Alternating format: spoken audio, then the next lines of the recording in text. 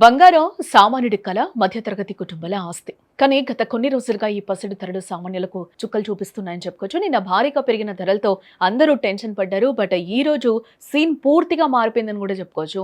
గంటల వ్యవధిలోనే ధరలు ఒక్కసారిగా కుప్పకూలాయి. ముఖ్యంగా దక్షిణాది నగరాల్లో పసిడి ధరలు గణనీయంగా తగ్గాయి.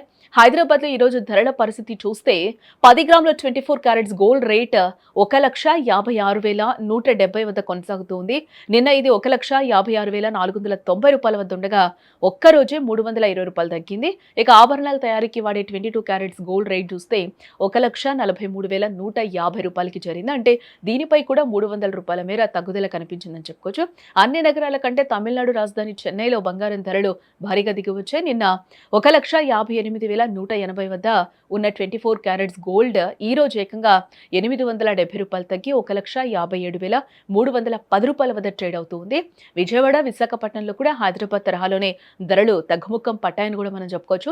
దేశ రాజధాని ఢిల్లీలో 24 క్యారెట్స్ గోల్డ్ రేట్ చూస్తే 1,56,320 రూపాయలుగా ఉంటే ఐటీ హబ్ బెంగళూరులో 1,56,170 వద్ద స్థిరపడిందని కూడా చెప్పుకోవచ్చు. ఇటు బంగారం బాటలోనే వెండి కూడా నడుస్తుందని చెప్పుకోవచ్చు. ప్రస్తుతం హైదరాబాద్, ఢిల్లీలో కేజీ వెండి 2,70,000 రూపాయల వద్ద స్థిరంగా అయితే కొనసాగుతుంది. ప్రస్తుతం వెండి ధరల్లో పెద్దగా మార్పు లేకపోయినా కూడా బంగారం తగ్గడం కొనుగోలుదారులకు పెద్ద రిలీఫ్ అని కూడా మనం చెప్పుకోవచ్చు.